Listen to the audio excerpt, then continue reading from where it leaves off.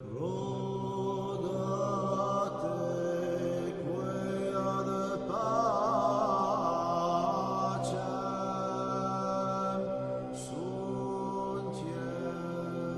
amis, nous vous proposons pour cette année 2020 un carême original.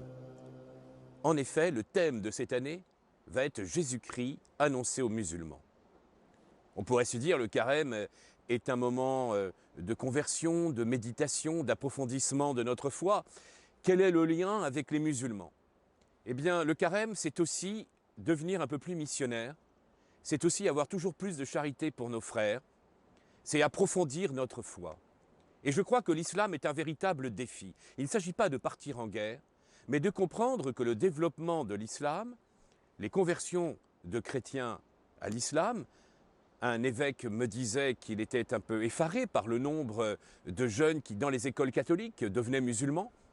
Et donc ce véritable défi nous impose une véritable réflexion. Et je crois que cette réflexion doit être spirituelle. En effet, l'islam, qui se présente comme une religion monothéiste et une religion qui considère Jésus comme un grand prophète, qui annonce pour eux le prophète Mohammed, eh bien, les thèmes de l'islam sont des thèmes qui, par certains côtés, se rapprochent du christianisme et par d'autres s'y opposent violemment. Ainsi, la Trinité est considérée comme du polythéisme. Jésus, fils de Dieu, c'est considéré comme de l'associationnisme, c'est-à-dire associer une réalité humaine à Dieu. Jésus-Christ ne serait pas crucifié, ça serait un sosie, etc. Et ainsi, sur les trois mystères les plus importants de notre foi, la Trinité, l'incarnation, la rédemption, eh bien, l'islam considère que ce sont des erreurs graves, et pour ne pas dire parfois des blasphèmes.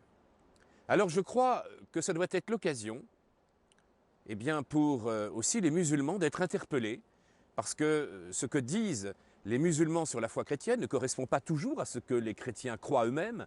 Et du coup, nous avons le devoir aussi, paisiblement, charitablement, de pouvoir dire ce en quoi nous croyons.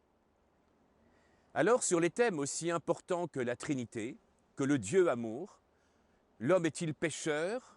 Est-ce que ce sont nos propres mérites qui nous sauvent, uniquement nos valeurs personnelles? Est-ce que le Jésus des évangiles est un Jésus historique? Est-ce que Jésus a vraiment été crucifié? Est-ce que c'est saint Paul, comme le disent les musulmans, qui aurait plutôt fondé l'Église et non Jésus?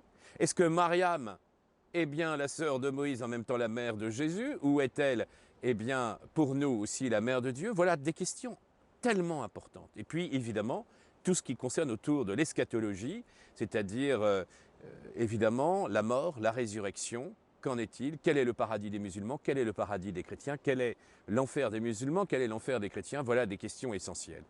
Nous le ferons dans un esprit de paix, pour que vraiment s'engage un véritable dialogue et que nous puissions exposer notre foi chrétienne afin de découvrir Jésus-Christ qui est amour. Les musulmans qui verront ces vidéos, nous les invitons à pouvoir aussi s'exprimer et qu'on puisse engager un dialogue. Ce carême, il est important pour les catholiques parce que ainsi, c'est approfondir sa foi, c'est pouvoir grandir dans la mission et c'est à travers les mystères les plus importants de notre foi, penser à pouvoir les méditer, les expliciter vis-à-vis de nos frères musulmans. Je crois qu'il ne peut pas y avoir d'annonce de la foi aux musulmans sans vivre une véritable conversion intérieure et sans vivre un véritable amour du Christ. Bon carême.